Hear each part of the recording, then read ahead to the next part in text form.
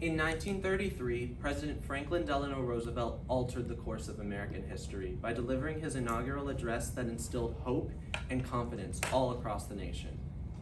Shortly after, his New Deal policies created millions of jobs, improved infrastructure, and established a social safety net.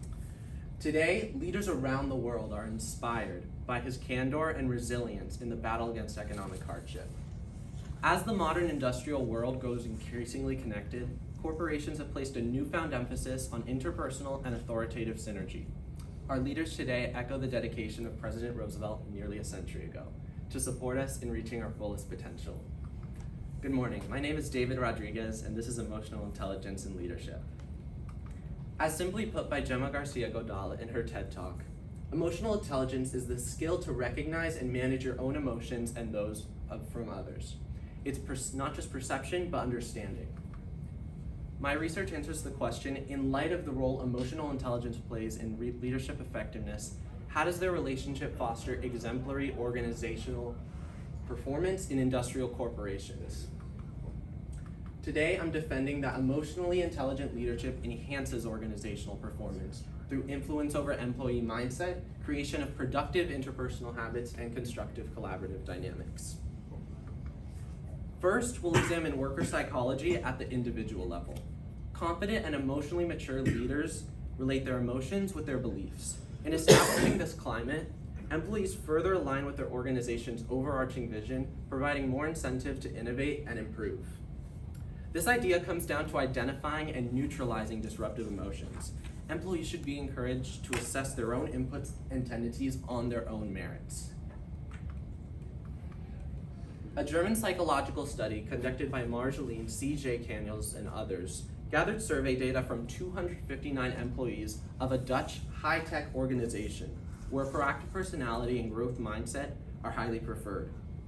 They define transformational leadership with high emotional intelligence, generally being more proactive and communicative. This graph is a three-way intersection between transformational leadership, mindset, and work engagement. The examination showed that a workspace of high transformational leadership and growth mindset, as well as one of low transformational leadership and fixed mindset, both proved to be statistically significant and positively correlated to work engagement, as shown by these blue highlights. This underscores how both an employee's mindset and exemplary leadership must work in unison in order to translate into bolstered work performance. Now let's look at a scientific approach to corporate culture and how it can be used to spark initiative in employees. Developed by psychologist Albert Ellis in the 1950s, rational emotive behavior therapy, or REBT, leverages the aforementioned emotion-belief connection to challenge negative thinking patterns. In many ways, this method of psychotherapy has been seen to create healthier responses to conflict and confusion.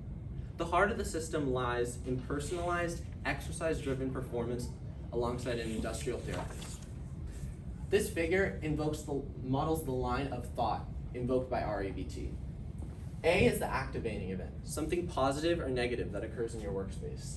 B is your beliefs on that activating event, whether rational or irrational. C is the emotional consequences of that belief, which is a direct motivator to our reactions. D is disputation, or challenging irrational beliefs. In this stage, a therapist assists their clients to counteract irrational beliefs by replacing them with rational ones. And finally, E is the effects that stem from your newfound rational beliefs, in this case being greater motivation and job satisfaction. A key strength of maximizing a team's brainpower is incorporating peer-to-peer feedback. This diagram clarifies that peer review alongside formal training and practice are the fundamental pillars to continuous learning, showing that a team environment where colleagues can freely bounce ideas and expand upon each other's creativity is necessary for professional growth beyond the initiation process.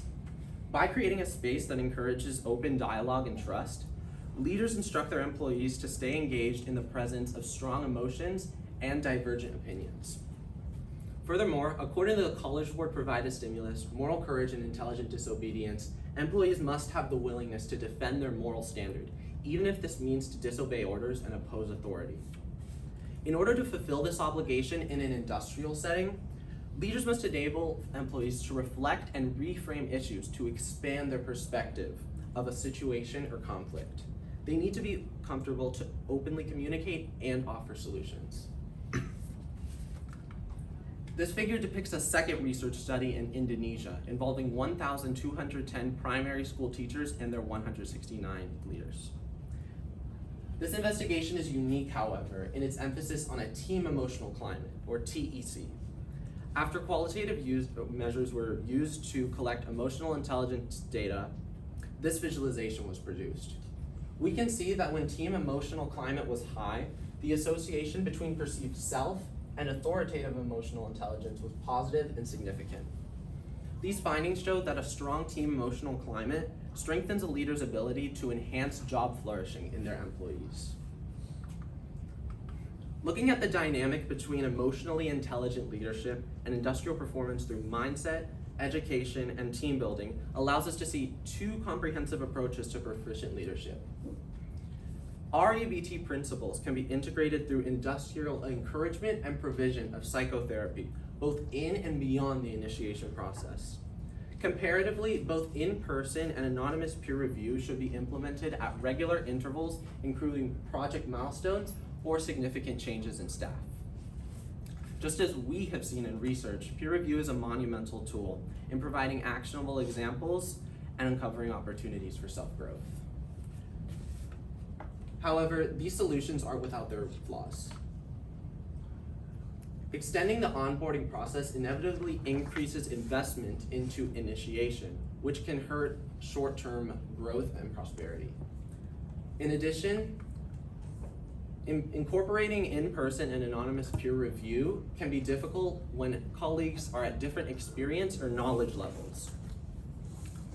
Even still, these solutions complement each other's strengths and negate each other's weaknesses by assuring that mental focus and job satisfaction is assessed and enhanced beyond the onboarding process. As such, these systems used in tandem are incredibly powerful and have already been seen to decrease turnover rates. As those of us in this room navigate our unwavering potential for leadership, we must live true to our pledge to transparency and courage so that we can be today's architects of tomorrow. Thank you.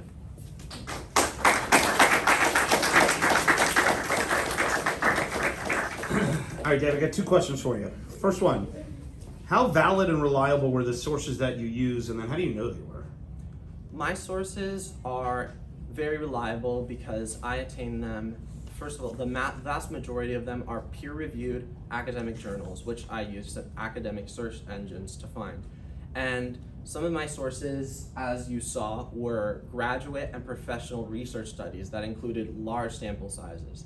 And I found that they were credible because I was able to draw relevant connections to them, even though they were performed in different parts of the world, like Germany or Indonesia. All right, and what advice would you have for other researchers that do this in the future, this topic in the future? So some advice that I would have for other researchers would be to look at more at an economic perspective on how provision of psychotherapy, like I mentioned with rational emotive behavior therapy, can be invoked. Since a lot of smaller corporations which don't necessarily have the capital required to invoke these solutions might find it more of a worthwhile investment to implement a more individualist perspective as opposed to the collectivist perspective that I outlined in my solution.